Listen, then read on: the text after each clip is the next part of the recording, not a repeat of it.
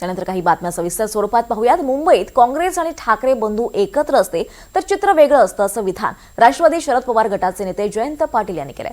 बारामतीमध्ये एका कार्यक्रमासाठी ते उपस्थित होते आणि त्यावेळी जयंत पाटलांना मुंबई महापालिकेच्या निकालाबाबत विचारलं असता त्यांनी हे विधान केलंय।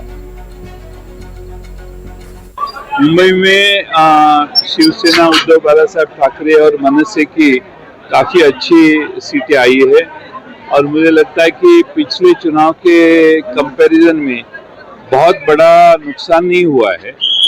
हमारी कांग्रेस पार्टी जो है साथ में वो और शिवसेना उद्धव बाला साहब ठाकरे मनसे इकट्ठा आते तो रिजल्ट कुछ और दिखाई दे सकता था, लेकिन वो नहीं हो पाया।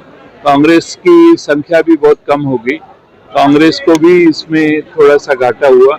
लेकिन अगर तीनों गठबंधन जो हम लोकसभा के चुनाव में, विधानसभा के चुनाव में इकट्ठा थे, वही गठबंधन कायम रहता मुंबई में, तो शायद रिजल्ट और अच्छा आ सकता है।